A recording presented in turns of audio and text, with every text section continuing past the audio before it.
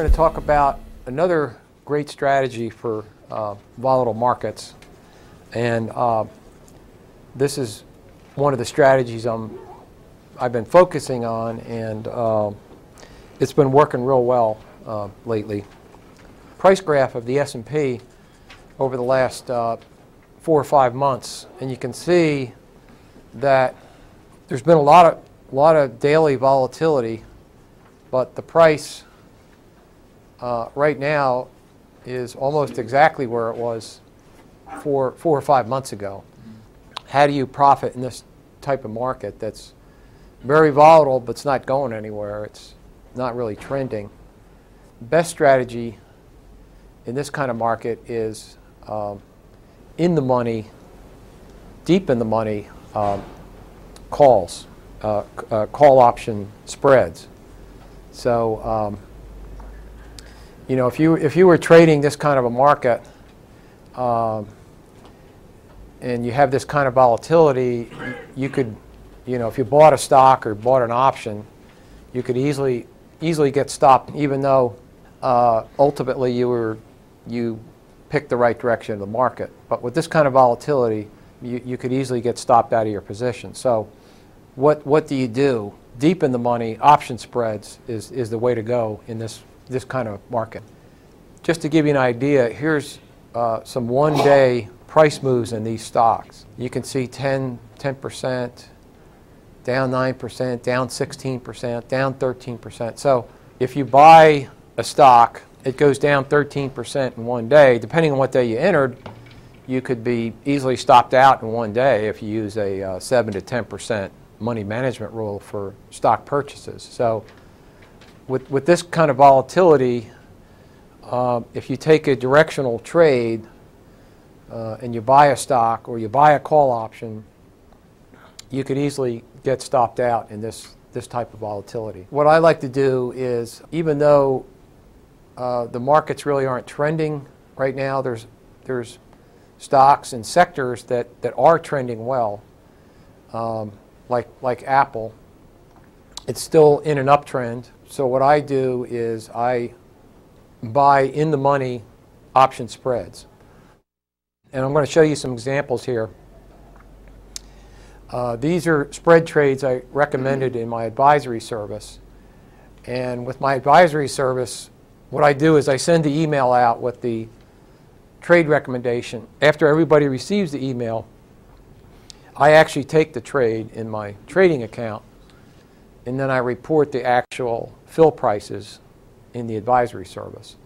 So I'm going to just show you a couple examples of these in-the-money spreads that I've been recommending lately. And you know, these are actual trades that I take after the advisory members receive the email signal.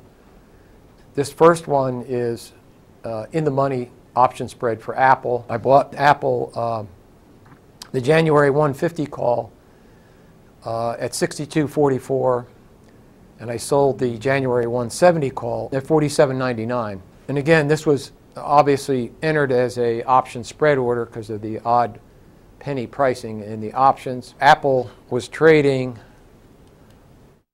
at 203 when I recommended this spread. So you can see the 150 and the 170 call, that's pretty deep in the money and would give you a lot of downside protection if Apple goes down.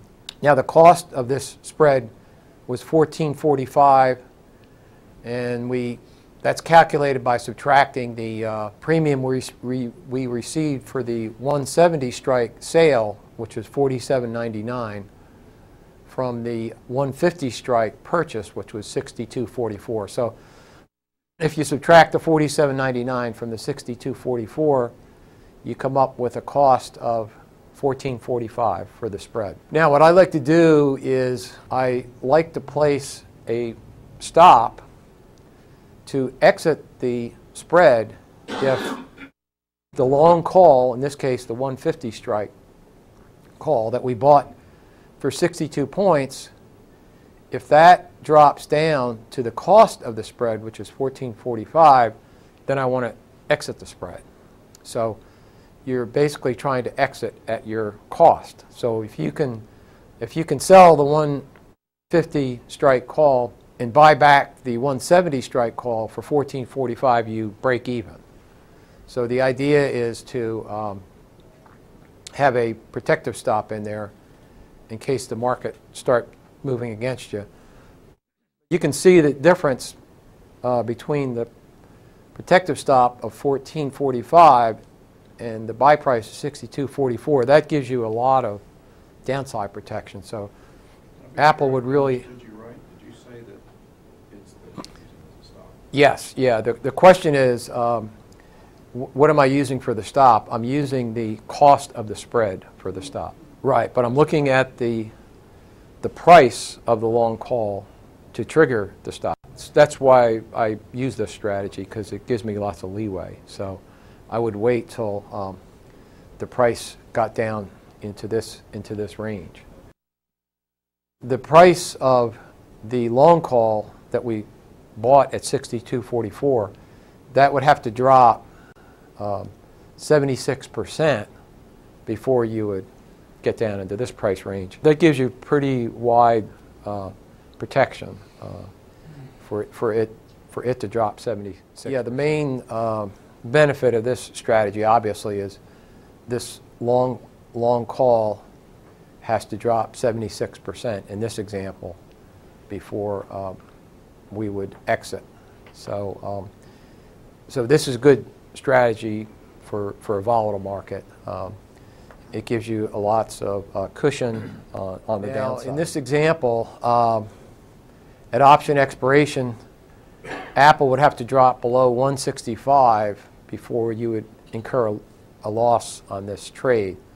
So if it's trading at 205 now, it would have to close below 165 before you would have a loss.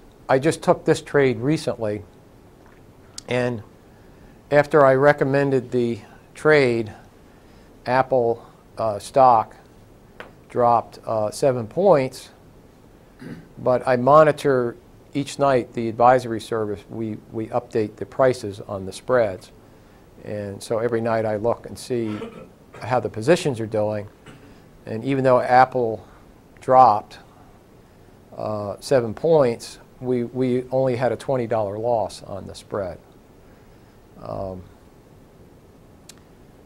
So that's because the short call is so deep in the money that when Apple stock drops, that short call profits, and you're not going to lose much on the spread, even though the stock is dropping, because of the short in the money call that protects you.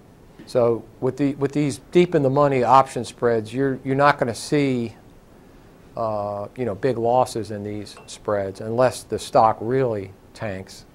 You're not going to see big losses in these spreads. Now here's a call option spread analysis on this trade, and we can see that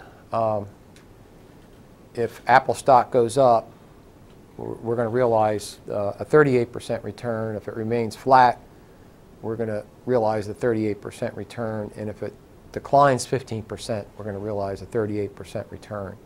So again, this can profit if Apple stock goes up, stays flat, or even goes down 15%. So and 38%, that's a pretty good return for such a low risk strategy.